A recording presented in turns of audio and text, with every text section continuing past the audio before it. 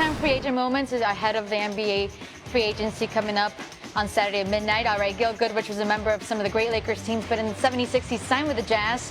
What do you guys think about this one? And when they used the pick, one of which they used for Magic Johnson. Ooh, that'll work. Mike Weiss, what say you there? He's good. So good. You marinate on that. Number 9, Chauncey Billups. Chauncey Billups signed with the Pistons 0-2, led Detroit to the 0-4 NBA title. Now he could be a GM. That was a great signing for Detroit. Tremendous signing, tremendous. There's been a lot of great free agent signings over the years. I have to still look at what Pat Riley did in Miami a couple years ago. That might be coming under that with him.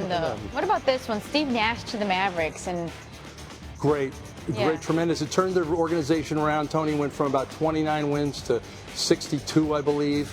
I got to think that Jason Kidd's going to be somewhere in here. This one last year, the moment, all right? The impact yet to be decided. DeAndre Jordan, that whole fiasco with the emojis and locking him in a house so that Mark Cuban couldn't find him. You remember that? It was tremendous. That's called real recruiting, by the way.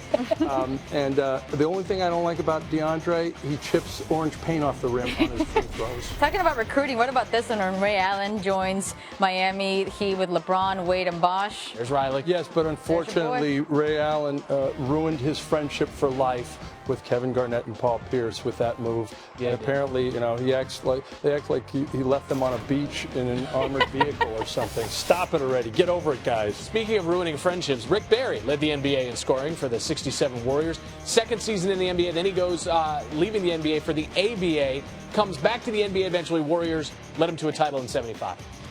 Childhood hero of mine, believe it or not. Yeah, it dates me.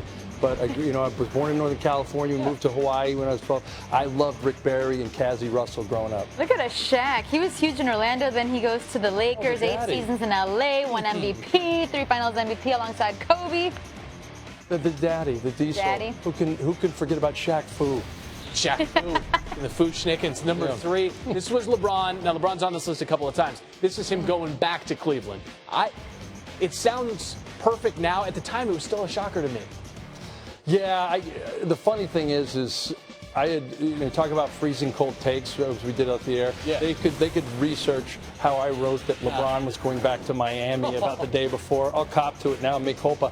Yeah. It threw me for a loop, and it turned out to be the greatest thing in his career. And KD here when he went to the Warriors, that was a big shocker. No. 4th of July last year. 4th of July.